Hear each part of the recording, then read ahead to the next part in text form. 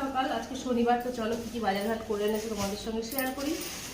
তো এইখানে ব্যাগের মধ্যে আছে আলু, দেখা যাচ্ছে, এই যে পেঁয়াজ আর আদা রসুন এনেছে, এটা সাইড করে রেখে দিই। আছে পুঁই শাক,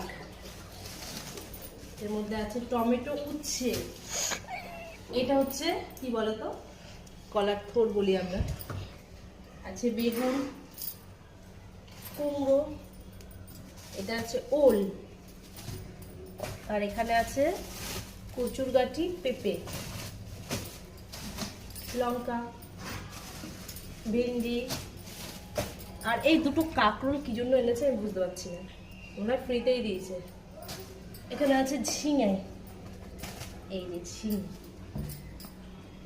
আর আছে আমার বরের পছন্দ পটল।